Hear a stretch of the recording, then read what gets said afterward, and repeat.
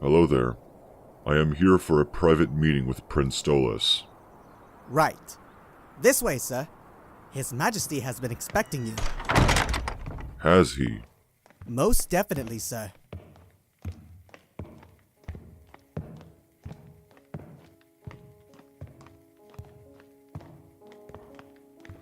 Your Majesty, your guest has arrived. Oh, splendid. Please, have a seat. Thank you. It's James, right? Shall my servants take your coat? Why not? And fetch our guest some refreshments, would you? Of course, sir. Your home is very impressive. Thank you. I don't often have guests of my own, so please excuse any unforeseen imperfections. No need to worry, Your Highness. I do not plan to enact judgment of any kind. Very well. I am not particularly sure how these types of meetings work. Shall we get started immediately, or do you initiate it? Let's continue talking. We shall gradually approach it as our conversation goes on. Oh, all right then. Are there any questions you have for me? Not really. I only wish for some minor clarification. Go on. You are a sinner, correct? Yes. My understanding of sinners must be incomplete then. I always thought of them to be vile people who crave all sorts of depravities and uncivilized behavior. Yet, you seem rather different. While the rest suffer out there, here you are, calm, collected, well-mannered, and practicing therapy of all things. How does that make you feel? Surprised, more than anything. But I welcome you nonetheless. I believe you're the first sinner to ever see the inside of my home. I'm honored. Ah, excellent. Tea, James? Yes, thank you. Now, before we truly begin, I feel the need to ask you, what's your story? Oh, it's not something you need to concern yourself with. After all, our meeting today is all about you. I'm just here to listen and learn. Well, surely you could share something. Grant me the privilege of knowing something about the kind soul who agreed to this session. If you insist. The reason I chose to reach out and speak with you was because I have this goal, so to speak. Since making my way to this place, I wanted to comprehend and fully understand the workings of Hell's people. The most efficient way I found was to simply talk with those I wanted to study. Although not everyone's willing to talk about their thoughts and feelings with a complete stranger, I thought, what could I do to bypass people's suspicions and caution? My conclusion was simple honesty. I became more transparent about my intentions and plans. Eventually, I found most are willing to trust a professional who can keep secrets. My best path became that of an occasional therapist. As it turns out, everyone needs a way to relieve stress and talk, especially in a place like this. Now, my mission has led me to you, Prince Stolas of the Arsgoisha royal family. What can I learn from you? My, you're really something. I suppose we can both help each other then. I would greatly appreciate it. I believe I'm ready. Very well. Lie down and relax. Let's begin with, well, the beginning. Tell me about your childhood. Well, what is there to say? I had a wonderful childhood. I had access to one of Hell's most impressive libraries, a palace fit for Lucifer himself, and all the time in the world to read and learn. Reading is still one of my favorite ways to pass the time. I remember I used to stay up late and read by candlelight until I physically could not keep my eyes open anymore. I only read up to a reasonable hour nowadays, but I'm just amazed that I still haven't made a dent in the amount of books I have available. Did you have a favorite book growing up? Oh, it would have to be my grimoire. I received it as a birthday present from my father. and the amount of knowledge it contains is truly endless. It's where I learned most of my basic spells. And I cherished every bit of knowledge that book gave me. Even now, as it sits in my private chambers upstairs, I'll often take time to open it again and continue learning. Were you given direction with your studying and spellcraft? Yes, my responsibility within the royal family was the study of the stars and the prophecies which they held. It's quite interesting if you would like to hear about it. Let's focus on you for now. Did you at any point disagree with your place within the royal family? Well, no. I was more than eager to begin my studies and fulfill my purpose. But if I had to choose... there is one thing. My arranged marriage. With the responsibilities I was to inherit, I was also tasked with making a precautionary heir. And, as per customs which have driven the royal family for centuries, I had no say in the matter. I understood why things had to be the way they were, but that didn't mean I was happy with them. And who is your spouse? Her name's Stella. We both knew that our marriage was arranged, and she was about as happy as I was. It was obvious we did not feel anything for each other. Still, we completed the ceremony and did what we had to. And how is your relationship with her now? Has it improved? Not in the slightest. I do try my best to keep us comfortable, though. Decoration, food, entertainment, everything.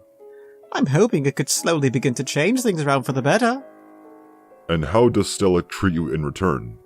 Does she appreciate your efforts? Could I be honest with you, James?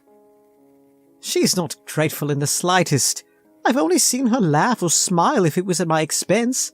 She's not afraid to speak ill of me to others in the royal family. I can understand if she's unhappy with our marriage, but she often treats it like a joke. Something she can toss around for gossip and laughs. I see. Have you thought about confronting her about her behavior? I already have. She never listens, though. Any time I try to put my foot down, it just ends up becoming a screaming match. I found it easier to simply grit my teeth and ignore her. Are you worried this could develop into a bigger issue, bottling up your frustrations? I don't think so. I have plenty of distractions. If you say so. Is there anything else from your childhood you wish to discuss? No, there isn't much else, to be honest. Are you sure? What about your relationship with your parents? I suppose there's that, too. I never really knew my mother, and I don't feel upset or anything. I'm just saddened that I never got to know her. My father, on the other hand... I understood him as a high and powerful figure in hell, but as a parent, I hardly knew him. I remember I used to look up to him as a boy, nearly admired. But in hindsight, I realized just how absent he was from my life. I was raised by his servants and did most of everything myself. He'd only ever acknowledge my existence on occasion or during my birthday. When I was able to realize just how bad it was, I was already well past my childhood days. It was a daunting revelation. What kind of impact he made on me, despite hardly appearing. I knew that when I became a father myself, I would not be like him. I would be as involved as I could be, and show as much love as my soul could muster. And when my daughter finally hatched, I felt a joy like no other. She may have been the future of my bloodline, but I saw her as my very own. Someone I could raise and pour all my love out for. That sense of pride was truly overwhelming. That I was ready to be the kind of father I should have had. All right. Now, could you tell me more about your daughter? Of course! Her name is Octavia. Her 17th birthday is coming up soon, and I want to do something special for her. She's really into music, and I thought a brand new guitar would be a wonderful gift. She and I also frequently practice magic, and she's a very fast learner. I hope to teach her everything I know so she could excel in her duties to the royal family when her time comes. Interesting. Does she look up to you? I like to think so. Would you allow me to speak with her at some point? Oh, well, I don't see why not. Maybe sometime in the future. I'll talk to her about it. That'll do. Thank you. Is there anything else which you would like to discuss? I've already spoken my thoughts on everything important. Oh, we could talk about the stars like I mentioned earlier. Very well. Surprise me. So, when it comes to the stars and planets, each one has a derived meaning. When I gaze upon them, some may appear more prominently than others. That also depends on which veil I am peering through. To simplify it, the positions and intensity of the stars can reveal prophecies and tell of the future to an extent. These readings can be for just about anything or anyone. For example, I can read the stars through others or even myself, basically using them as a magnifying glass. Whatever I see in the stars would tell me of that individual's fate. I've already used myself countless times to perfect my techniques. Each time the stars gave me the same answer. Though, I'm interested to hear what you think. What did you see? I saw the typical stars which prophesize change, which is nothing new. The only constant in the universe is change. But amongst them, I saw the stars Algol and Vega burning brighter than normal, each of them meaning completely different things. Vega represents love and romantic awakenings, as well as beauty. I'm very excited for what that could mean for me. It gives me hope for a brighter morning in life. But on the other hand, Algol. It's a star that represents chaos and confrontation. It often symbolizes a necessary destruction or death before rebirth. I've done all I could to learn more, but that is as far as I was able to see. I'm not necessarily frightened, but I am nervous. Do these readings tell you when to expect them? No. For all I know, they could both occur together at the same time tomorrow, or 10 years apart in the very distant future. Does this cause you to live in paranoia of sorts? It did at some point, but I realized I would go mad if I kept thinking about it. I tend to focus on the present now. I do keep it in the back of my mind, though. Knowledge can be scary sometimes. I agree, but I would rather live in fear than willingly remain ignorant to something which I could know if I wished. I can understand that. Come to think of it, what do you suppose I would see if I peered at the stars through you? Nothing interesting. Trust me. You're not curious in the slightest? No. Shame. You were quite eager to share your interests with me. And you did mention you don't often have guests of your own. No one besides Octavia to share your knowledge with? Well, yes. Don't feel ashamed. I'm also guilty of this. We take pride in subjects we consider ourselves experts in. And sometimes, we can't help but demonstrate just how much we really know. My specialty is also reading people, though not in the same impressive way you do. Well, thank you. I still have a few more questions, but they will not be as complex. If you were to take into account everything which makes up your life, would you say you're happy or dissatisfied with it? I suppose it could be better, but it could also be worse. I feel as though I'm in a place where anything could happen. It's just about turning in the right direction. About those personal prophecies now. Aren't prophecies unavoidable? Technically speaking, yes. Then you could say it does not matter what you do. Whatever decisions you make, they will lead you to the fate those stars bestowed upon you. But I don't know how extreme or even what exactly will change. That supposed love which Vega talked about could be something as mundane as me discovering a new hobby or a book that I enjoy. What about the other one? Algol. It's best not to dwell on it. I shall discover what it means when it happens. How do you know when it comes true? As simple as reviewing the stars. If the same stars speak out, then their prophesied events are yet to be completed. But if something changes, I'll be able to see it. What if events could repeat? Say Algol predicts multiple subsequent chaotic changes in your life. Funny you should say. The most recent bit of my grimoire, which I have found myself studying, has to deal with the prophecies, including multiple events which rely on each other. Care to explain?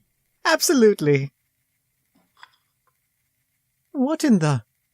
Something wrong? This tea is cold! I could have sworn it was hot when it was brought out. That's so strange. Oh, I'm terribly sorry, James. One moment. Bring us more tea. And make sure it's hot this time, please. Yes, sir. Now then, where were we? Multiple events of the same nature within a prophecy. Right. So if a prophecy speaks of, say, wealth, for example, and the prophecy is yours, if you come into a possession of a large sum of money, you could assume that the prophecy was fulfilled. Although, the corresponding star for this prophecy, for example, Regulus, if it continues to burn, that could mean your prophecy is yet to be truly done. In my experience, prophecies do not typically repeat in a common fashion. A certain type of event in your life will typically only be predicted by one prophecy. Is something wrong? No. But there is something to address. Oh, what is it? Going back to Octavia. How often do you two practice magic together? About every few days or so. Why do you ask? You mentioned she's a quick learner. Would you describe her as eager to learn like yourself? Well, it sort of depends. My little owlet is incredibly gifted in both magic and the arts like music. Once she finds something that interests her, she does develop this little thing where she'll dedicate herself to understanding it until she's satisfied. Oh, I remember that time I taught her a spell to float objects. She was only about 9 years of age, and oh my, when she saw what she could do, she did not stop practicing until she managed to make her entire bed levitate. How nice. Does she look for new learning opportunities herself, or does she typically wait until something catches her eye? I'd say both. I believe she usually begins to investigate something once she discovers it one way or another. I can tell. What are you talking about? How? Because your little owlet has been eavesdropping on us. Via! Where are you? I wonder how much she heard. I'm so sorry, James. I don't know what came over her. I'll talk to her. No, don't bother. It's the simple curiosity of a child. We all felt it at some point, including you. I suppose you're right. How did you know she was there? This wasn't the first time I've been eavesdropped on. You tend to pick up a few things down here. With that, I believe I should get going. I still have a few more meetings to get to today. Oh, of course. Shall we have another meeting soon? You may contact me for a request, and I shall respond at my earliest convenience. Here, my office. 12629 Borgo Street. And don't hesitate to send Octavia sometime. I would be interested in speaking with her as well. Of course. No promises, though. Fair enough. I just realized we never got our tea. I'm so sorry this ended so poorly. Don't worry yourself. We shall have other meetings soon. Until next time. Farewell.